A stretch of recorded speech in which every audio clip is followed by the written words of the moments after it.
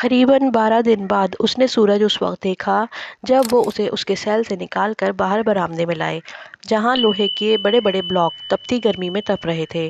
وہ اس کو باری باری ان بلاکس پر لٹاتے تھے۔ جلن، آگ، تپش، جلنے سے بڑا بھی کوئی عذاب ہو سکتا ہے بھلا؟ اس کی انا اور مردانگی کو گوارا نہ تھا کہ ان لوگوں کے سامنے اس کے لب سے اف تک نکلے، مگر بعض اوقات کراہنے اور درد سے بلبلا اٹھنے سے وہ خود کو روک نہیں پاتا تھا۔ تب اسے بہت غصہ، بہت بے بسی محسوس ہوتی تھی، مگر ایک بات طے تھی، ہی ول ناٹ سنگ، وہ اپنی زبان نہیں کھولے گا۔ پھر وہ اندھیر دن اور رات اس کے اندر سے ہر چیز آہستہ آہستہ نگلنے لگے۔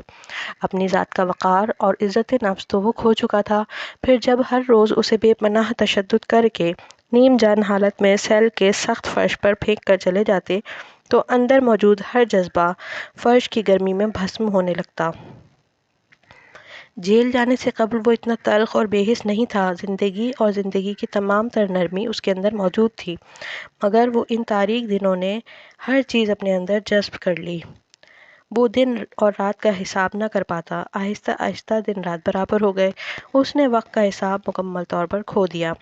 جب کھانا آتا تو معلوم ہوتا کہ رات ہو گئی۔ کھانے کی پلیٹ جو پہرے دار دروازے کی درز سے جان بوجھ کر یوں ترچھا کر کے تھماتا کہ اس کے پکڑتے پکڑتے پلیٹ زمین پر گر جاتی۔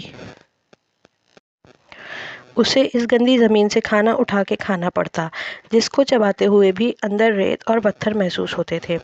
جب کبھی پاکستان اور انڈیا کا میچ لگا ہوتا تو پہرے دار کمنٹری سنتے ہوئے زور زور سے پاکستان اور محمد علی جناح اور مسلمانوں کو ایسی ایسی گالیاں دیتے، ایسے ایسے الفاظ سے نوازتے کہ اس کا خون کھول اٹھتا، مگر وہ اپنی جگہ سے ایک انچ نہیں ہلتا۔ زندگی، خواہشات، امیدیں، امنگیں، اس کے اندر سب کچھ مر گیا تھا۔ ساری دنیا اور اس کی ہر چیز من گھڑت فسانہ تھی۔ اگر کہیں کوئی حقیقت تھی تو وہ یہ تنگ تاریخ غلیظ سا سیل تھا۔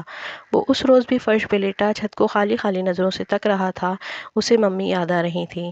وہ ہر روز رات کو سونے سے پہلے سوچتی ہوں گی کہ ان کا بیٹا کہاں ہے۔ وہ ان سے عرصے سے رابطے میں نہیں تھا، مگر اب تک تو ان کو شاید علم ہو گیا ہوگا کہ وہ زیر حراست ہے۔ کیا وہ پھر کبھی دونوں ان سے مل سکے گا؟ کیا وہ پھر کبھی پاکستان کو دیکھ سکے گا؟ اس نے سوچنا چاہا تو ہر طرف محیط اندھیرا چھا گیا۔ وہ جانتا تھا کہ وہ کبھی عدالت میں پیش نہیں کیا جائے گا، نہ ہی اس کا ملک اسے تسلیم کرے گا۔ کوئی ملک اپنے جاسوس کو تسلیم نہیں کرتا، مگر یہ اس کا اپنا انتخاب تھا۔ اس نے خود یہ زندگی چنی تھی اور اس تمام اذیت کے باوجود وہ جانتا تھا کہ اگر اسے 10 زندگیاں دی جائیں تب بھی وہ یہی جاب چنے گا۔ اسے اپنے کام سے محبت تھی۔ وہ پچھتا نہیں رہا تھا، مگر وہ یہ ضرور سوچتا تھا کہ اس پاکستانی جاسوس کے گھر والوں نے نہ جانے کتنا عرصہ اس کا انتظار کیا ہوگا، جس کو اس نے اپنے ہاتھوں سے دفنایا تھا۔ لیکن اسے لاوارث نہیں چھوڑا گیا تھا۔ اس کی لاش کی بے حرمتی اللہ کی زمین نے نہیں ہونے دی تھی۔ تب اس کی صرف یہی خواہش تھی کہ اسے بھی لاوارث نہ چھوڑا جائے۔ پچھلی رات بھی پہرے داروں نے سیل میں 2 سپولیے چھوڑ دیے تھے، جنہیں اس نے ہاتھ میں پکڑ کر جوتے کی نوک سے مارا تھا۔ اگر کل کو اس کے سوتے ہوئے وہ اس کو مار دیں اور اس کی لاش کو دریا میں بہا دیں تب وہ کچھ نہیں کر سکتا تھا۔ اسے نہ نام چاہیے تھا، نہ شہرت، نہ ستائش۔ اسے بس عزت دار جنازہ چاہیے تھا۔ وہ بہت اذیت ناک روز و شب تھے۔ اسی وقت جب وہ سوچوں میں غلطا تھا، پہرے دار نے اس کے سیل میں لا کر کسی کو پھینک گئے تھے۔ اس نے آنکھیں کھول کر گردن ذرا-سی موڑ کر دیکھا۔ وہ ایک کم عمر لڑکی تھی جو بے تحاشا رو رہی تھی۔ اس نے پاکستانی طرز کی شلوار قمیص پہن رکھی تھی اور دوپٹہ پھٹا ہوا تھا۔ چھوٹی سے الجھے ہوئے بال نکل رہے تھے۔ اس کے حلیے سے لگ رہا تھا کہ اسے شدید ظلم و ستم کا نشانہ بنایا گیا ہے۔ کون ہو تم؟ وہ بولا تو اس کی آواز دھیمی تھی۔ وہ اسی طرح لیٹے ہوئے گردن ذرا-سی موڑے اسے دیکھ رہا تھا۔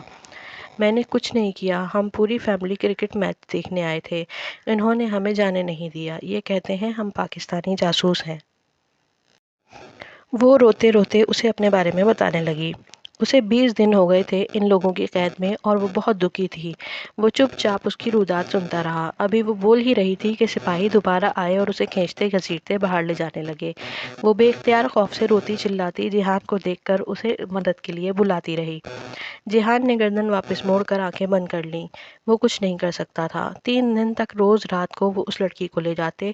ٹارچر سیل قریب ہی تھا۔ وہاں سے اس کی دردناک چیخیں، آہیں، سسکیاں یہاں تک صاف سنائی دیتیں۔ صبح صبح کے قریب وہ اسے سیل میں واپس پھینک جاتے، اس حالت میں کہ وہ مزید زخمی ہوتی اور رو رہی ہوتی۔ تیسری صبح وہ اٹھا، اپنے درد کو بھلائے اس نے پانی کے برتن سے ایک گلاس بھرا اور اس کے قریب لے کر آیا۔ وہ بند آنکھوں سے نڈھال سی کر آ رہی تھی۔ اس نے اس لڑکی کی آنکھوں کو دیکھا تو ایک دم جیسے کوئی یاد ہر سو چھانے لگی۔ فریحہ ایقان رضا، خوبصورت اور طرح دار فریحہ۔ وہ ایک روز ان کے گھر گیا تو اس نے لاؤنج میں بیٹھی فریحہ کو آئینہ پکڑے موچنے سے اپنی بھووں کو تراشتے دیکھا۔ علی کرامت کی ممی اپنی بھووں کو نہیں تراشتی تھیں، ان کے ابرو قدرتی تھے مگر اچھے لگتے تھے۔ آپ کیوں مسز فریحہ کی طرح اپنی آئی بروز کو شیپ نہیں دیتی؟ اس نے ان سے پوچھ ہی لیا تو وہ ہنس کر بولی، اللہ تعالیٰ کی بنائی ہوئی چیزیں اپنی مرضی سے رد و بدل نہیں کرتے بیٹا، اللہ تعالیٰ کو یہ اچھا نہیں لگے گا۔ وہ اس نیم بے ہوش لڑکی کی بھویں دیکھ رہا تھا، بالکل فریحہ کی طرح کمان کی شکل میں بنی ابرو بہت صاف تھی۔ اگر وہ ایک ماہ سے زیر حراست تھی تو وہ ابھی تک ابرو کی شیپ خراب کیوں نہیں ہوئی تھی؟ کیا اسے جیل میں ابرو تراش ملا کرتا تھا؟ لعنت ہے! اس نے گلاس پورے کا پورا اس کے چہرے پر انڈیلا اور اٹھ کر واپس اپنی جگہ پر آ گیا۔ وہ کرا کر رہ گئی مگر زیادہ حرکت نہیں کی۔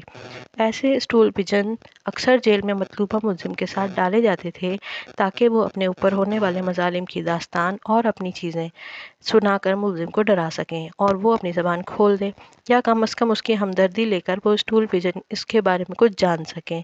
وہ اب دن رات اپنے فرار کے متعلق سوچا کرتا تھا۔ وہ جیل اتنے زیادہ پہروں میں بند تھی کہ وہاں سے بھاگنا ناممکن تھا۔ کرے تو کیا کرے؟ وہ اسے پولی گراف ٹیسٹ پر لے گئے تھے اور اس کو تربیت کے دوران اس مشین کو دھوکہ دینا سکھایا گیا تھا، سو وہ اس کو نہیں توڑ سکے۔ لیکن اسے خوف تھا کہ مخصوص انجیکشن دے کر وہ اسے بہت کچھ اگلوا لیں گے، پھر اس کی ایجنسی اس کا کبھی اعتبار نہیں کرے گی۔ وہاں یہی کہا جائے گا کہ وہ غدار کا بیٹا تھا، وہ باپ جیسا ہی نکلا، کیا کرے کدھر جائے؟ پھر کئی دن ایک روز وہ اسے سیل سے نکال کر ایک مختلف کمرے میں لے آئے جہاں الیکٹرک شاکس کا انتظام تھا۔ بجلی کے جھٹکے لینے کا مطلب تھا ساری عمر صحت کے مختلف مسائل کا شکار ہو کر وہ فوج کے لیے ناکارہ ہو جائے۔